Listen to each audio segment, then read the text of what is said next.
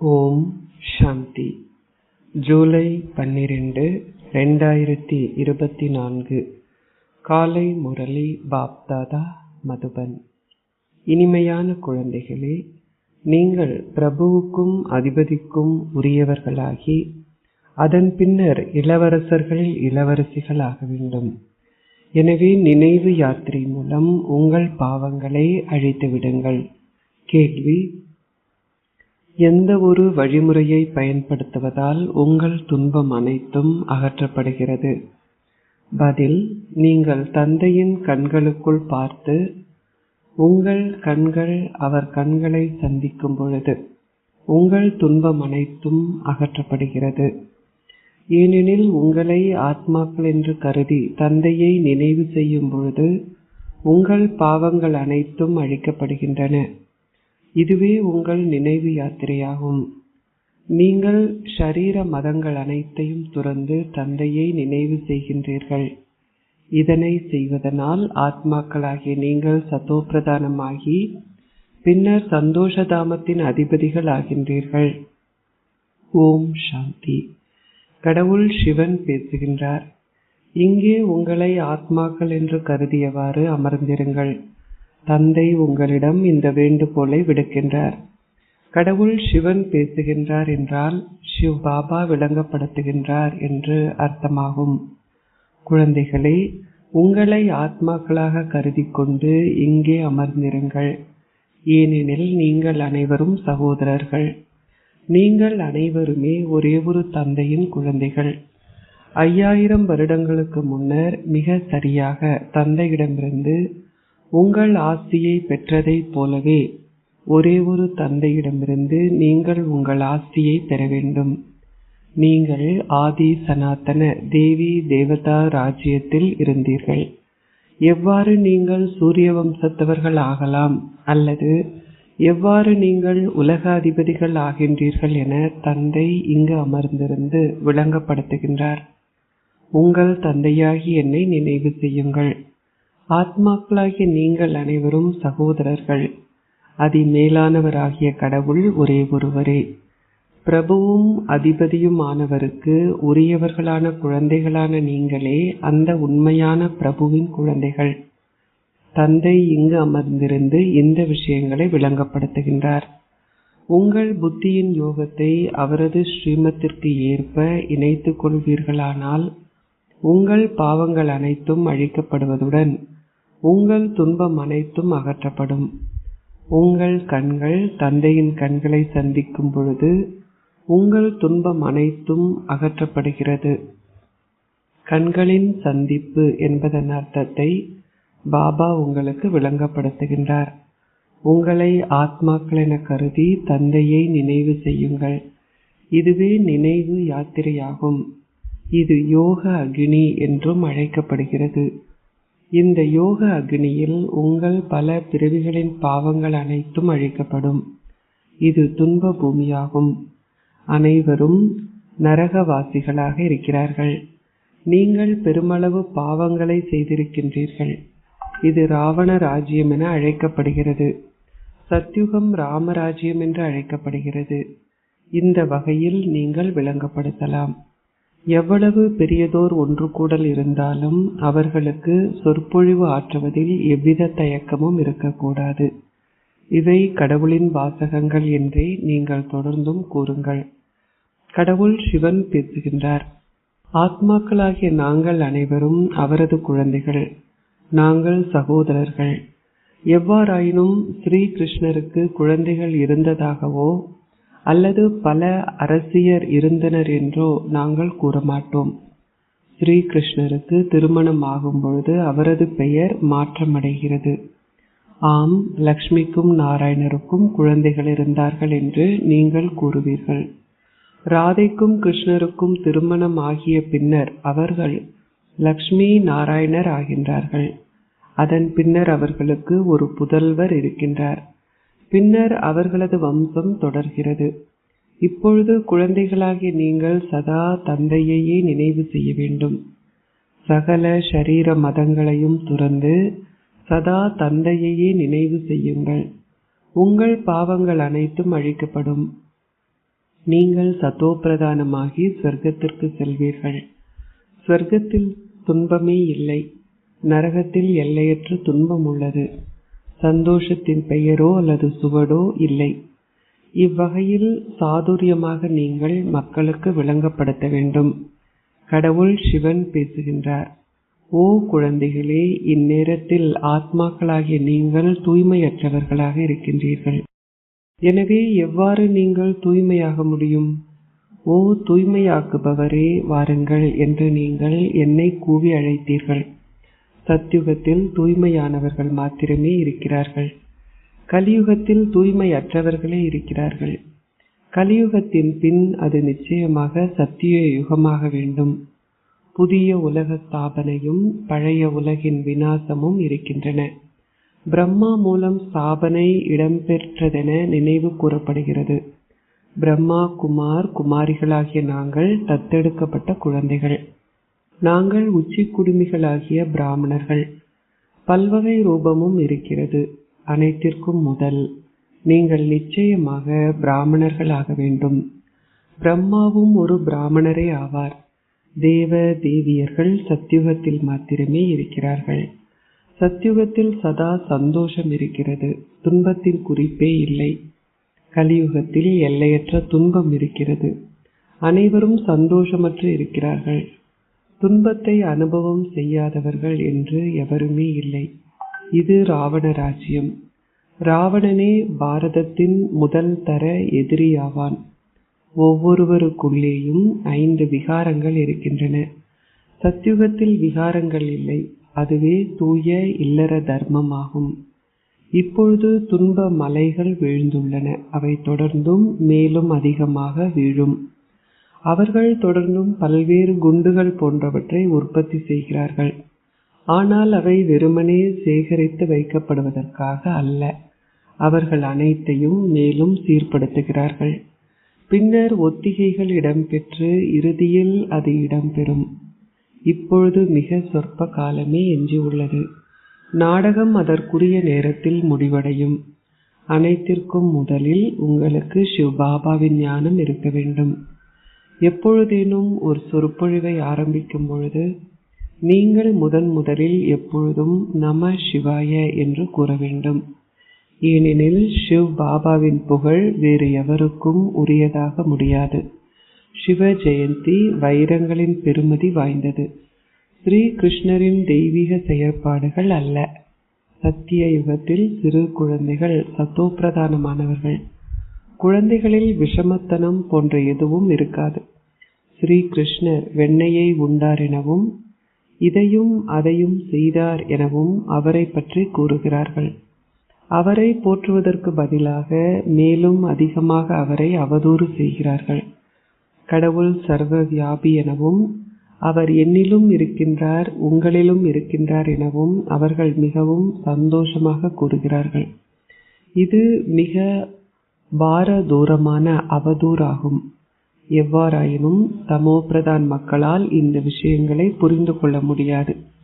எனவே முதலில் நீங்கள் தந்தையின் அறிமுகத்தை கொடுக்க வேண்டும். அவர் அஷரீரியான தந்தை. அவரது பெயர் அனைவருக்கும் சத்கதி அருள்பவராகிய நன்மை அளிக்கும் சிவன் என்பதாகும். அந்த அஷரீரியான தந்தையே சந்தோஷ கடலும் அமைதி கடலும் ஆவார். இப்பொழுது ஏன் அதிக அளவு துன்பம் இருக்கிறது? காரணம் இது ராவண ராஜ்யம். ராவணன் அனைவரதும் எதிரியாவான். அவர்கள் அவனை கொல்கின்றார்களாயினும் அவன் மரணிப்பதில்லை. இங்கே உங்களுக்கு ஏதோ ஒரு வகையான துன்பம்தான் இருக்கின்றதென்று இல்லை. எல்லையற்ற துன்பம் இருக்கிறது. சத்யுகத்தில் எல்லையற்ற சந்தோஷம் இருக்கிறது.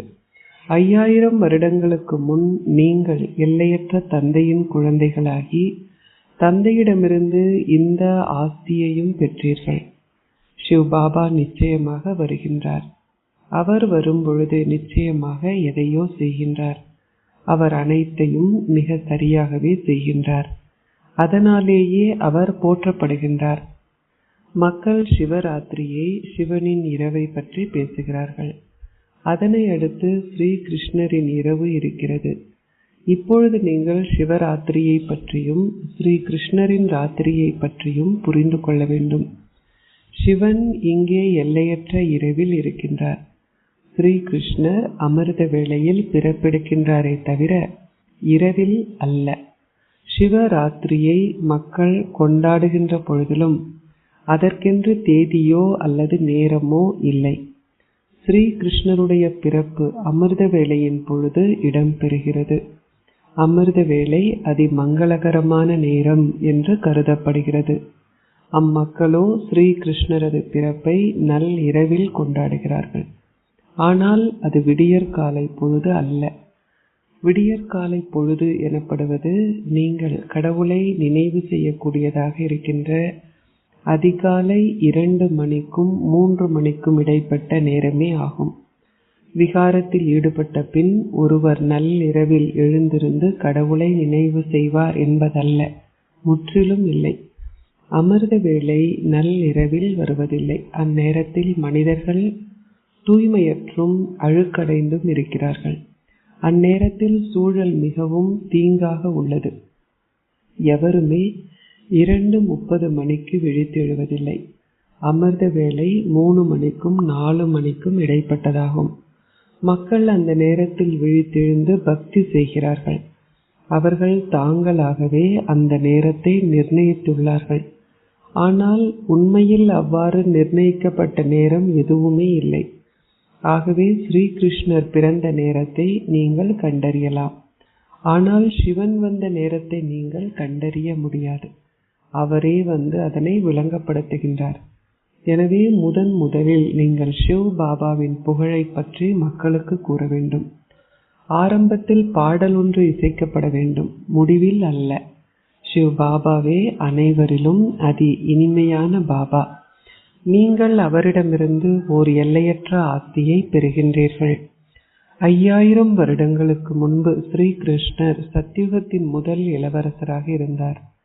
அங்கே எல்லையற்ற சந்தோஷம் இருந்தது. இப்பொழுதும் மக்கள் தொடர்ந்தும் சொர்க்கத்தை போற்றுகிறார்கள். எவராவது மரணிக்கும் பொழுது இன்னார் சொர்க்கத்திற்கு சென்று விட்டார் என அவர்கள் கூறுகிறார்கள். இப்பொழுது இன்னும் நரகமாகவே இருக்கிறது. அது சொர்க்கமாக இருக்குமானால் மக்கள் சொர்க்கத்திலேயே மறு பிறவி எடுப்பார்கள்.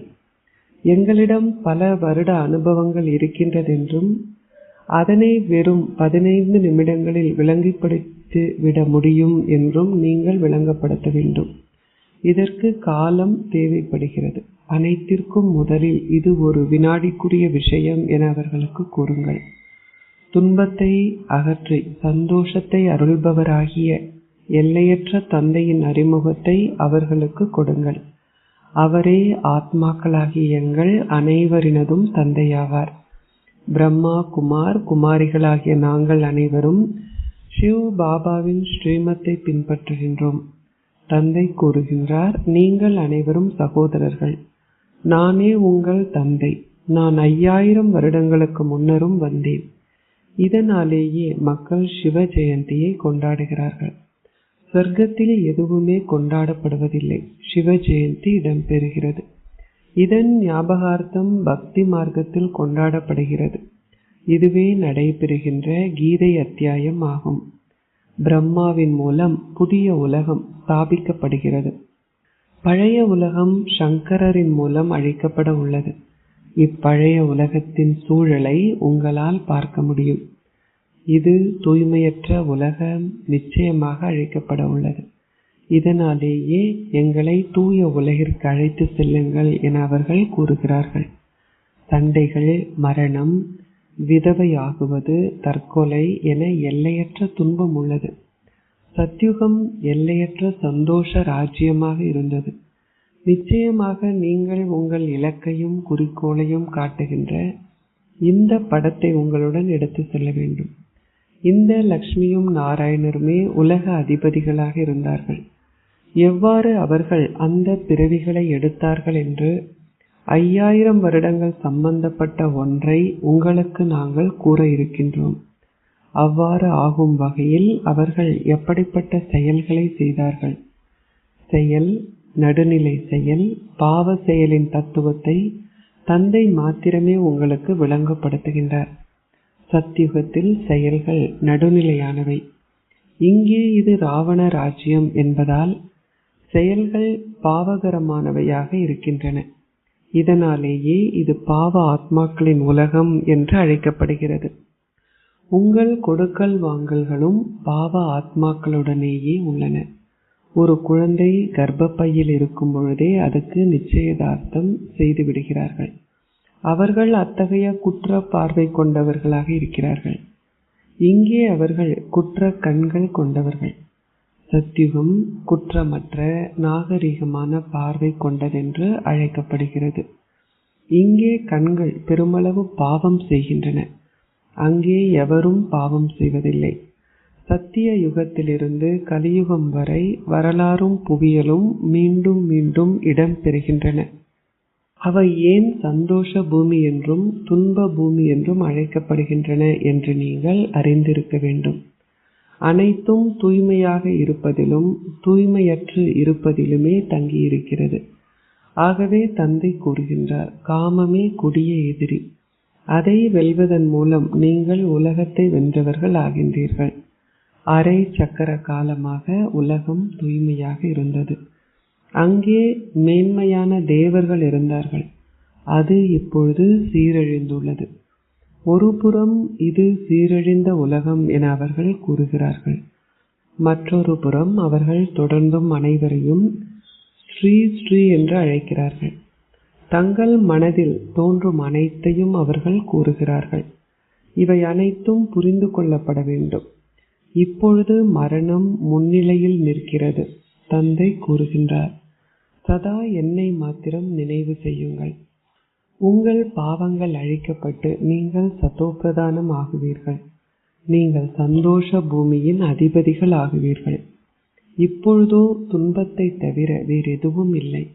அம்மக்கள் எத்தனை மாநாடுகள் போன்றவற்றை நடத்தினாலும் எத்தனை ஒன்று கூடல்களை நடத்தினாலும் அவற்றின் மூலம் எதுவுமே நடைபெறப் போவதில்லை. அவர்கள் தொடர்ந்தும் ஏணியில் கீழிறங்கி வருகிறார்கள். தந்தையோ தனது குழந்தைகள் மூலம் தனது பணியை மேற்கொள்கின்றார். ஓ தூய்மையாக்குபவரே வாருங்கள் என நீங்கள் அழைத்தீர்கள். எனவே எனக்குரிய நேரத்தில் நான் வந்துள்ளேன். அதர்மம் தலை தூக்கும் பொழுது நான் வருகின்றேன். அவர்கள் அதன் அர்த்தத்தை புரிந்து கொள்வதில்லை. அவர்கள் அழைப்பதனால் அவர்கள் நிச்சயமாக தூய்மையற்றவர்களாகவே இருக்க வேண்டும். தந்தை கூறுகின்றார், ராவணன் உங்களை தூய்மையற்றவர்கள் ஆக்கியிருக்கின்றான். நான் இப்பொழுது உங்களை தூய்மையாக்குவதற்கு வந்துள்ளேன். அது தூய உலகமாக இருந்தது. அது இப்பொழுது தூய்மையற்ற உலகமாக இருக்கிறது. அனைவரிலும் 5 விகாரங்கள் இருக்கின்றன. எல்லையற்ற துன்பம் இருக்கிறது. எங்கும் அமைதியின்மையை தவிர வேறெதுவும் இல்லை.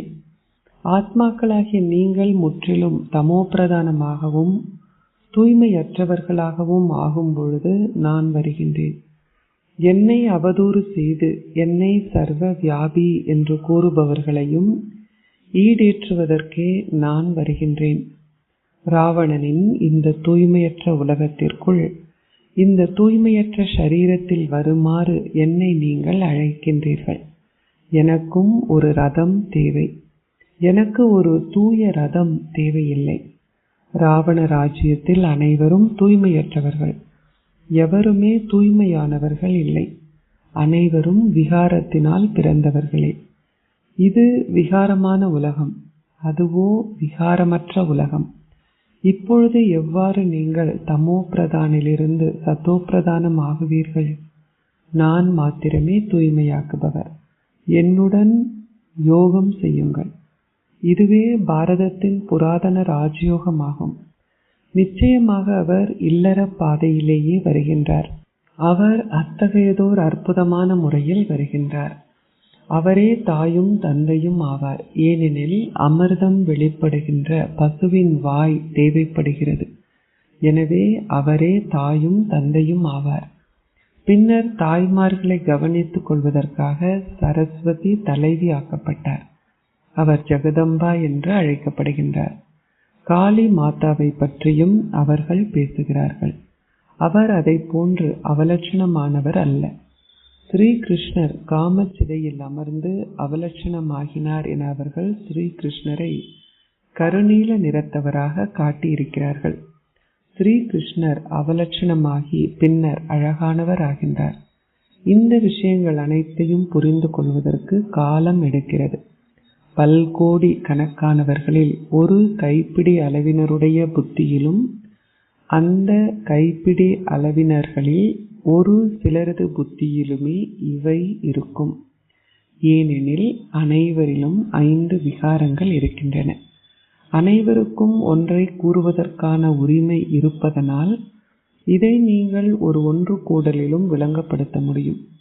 நீங்கள் அந்த வாய்ப்பை பயன்படுத்தி கொள்ள வேண்டும். ஓர் உத்தியோகபூர்வமான ஒன்று கூடலிலும் எவருமே உங்களை இடைநடுவில் கேள்விகள் கேட்க மாட்டார்கள். நீங்கள் அதை கேட்பதற்கு விரும்பவில்லை என்றால் அப்பொழுது அமைதியாக வெளியேறிவிடுங்கள். சப்தமிட வேண்டாம். இவ்வாறு விளங்கப்படுத்துங்கள். இப்பொழுது எல்லையற்ற துன்பம் இருக்கிறது. இன்னும் துன்ப மலைகள் விழப்போகின்றன. எங்களுக்கு தந்தையையும் படைப்பையும் பற்றி தெரியும். நீங்கள் எவரது பணியை பற்றியும் அறியாதிருக்கின்றீர்கள். தந்தை இப்பொழுது எவ்வாறு பாரதத்தை வைகுந்தமாக்கினார்? நீங்கள் இவற்றை பற்றி அறியாதுள்ளீர்கள். ஆகவே வாருங்கள், நாங்கள் விளங்கப்படுத்துவோம். எவ்வாறு நீங்கள் 84 பிறவிகள் எடுக்கின்றீர்கள்?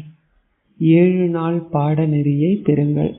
நாங்கள் உங்களை 21 பிறவிகளுக்கு பாவ ஆத்மாக்களிலிருந்து புண்ணிய ஆத்மாக்கள் ஆக்குவோம். அச்சா, இனிமையிலும் இனிமையான அன்பிற்குரிய, எப்பொழுதோ காணாமல் சென்று இப்பொழுது கண்டெடுக்கப்பட்டிருக்கும் குழந்தைகளுக்கு உங்கள் தந்தை தாயாக இருக்கும் பாப் தாதாவின் அன்பும் நினைவுகளும் காலை வந்தனங்களும். ஆன்மீக தந்தை ஆன்மீக குழந்தைகளுக்கு நமஸ்தே கூறுகின்றார். ஆன்மீக குழந்தைகள் ஆன்மீக தந்தைக்கு நமஸ்தே கூறுகின்றோம். தாரணைக்குரிய சாரம் 1. தந்தை விளங்கப்படுத்தியுள்ள செயல், நடுநிலை செயல், பாவ செயலின் ஆழமான தத்துவத்தை உங்கள் புத்தியில் வைத்திருங்கள். பாவ ஆத்மாக்களுடன் எவ்விதமான கொடுக்கல் வாங்கல்களையும் வைத்துக் கொள்ளாதீர்கள். 2. ஸ்ரீமத்தை பின்பற்றி ஒரே ஒரு தந்தையுடன் உங்கள் புத்தியின் யோகத்தை இணைத்துக் கொள்ளுங்கள். சத்தோப்பிரதானம் ஆகுவதற்கு முயற்சி செய்யுங்கள். இந்த துன்ப பூமியை சந்தோஷ பூமி ஆக்குவதற்கு, தூய்மையற்றவர்களிலிருந்து தூய்மையானவர்கள் ஆகுவதற்கு முயற்சி செய்யுங்கள். நீங்கள் உங்களுடைய குற்றப்பார்வையை மாற்றிக்கொள்ள வேண்டும். ஆசீர்வாதம். நீங்கள் ஞானம் நிறைந்தவர்களாகி உங்கள் வீணான கேள்விகள் அனைத்தையும் இந்த யாகத்தில் அர்ப்பணிப்பதால் தடைகளில் இருந்து விடுபடுவீர்களாக. தடைகள் ஏதும் வரும்பொழுது ஏன், என்ன போன்ற பல கேள்விகளுக்குள் நீங்கள் செல்கின்றீர்கள். கேள்விகளால் நிறைந்திருப்பது என்றால் விரக்தி அடைந்திருத்தல் ஆகும். ஞானம் நிறைந்தவர்களாகி உங்கள் வீணான கேள்விகள் அனைத்தையும் இந்த யாகத்தில் அர்ப்பணம் செய்யுங்கள். அப்பொழுது உங்கள் நேரமும் பிறரின் நேரமும் சேமிக்கப்படும்.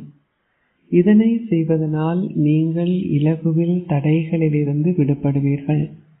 நம்பிக்கையும் வெற்றியும் உங்கள் பிறப்பு உரிமை. இந்த பெருமையை பேணுங்கள். நீங்கள் என்றுமே விரக்தி அடைய மாட்டீர்கள். ஸ்லோகம். சதா உற்சாகத்தை பேணி பிறருக்கும் அந்த உற்சாகத்தை கொடுப்பதே உங்கள் தொழிலாகும். ஓம் சாந்தி.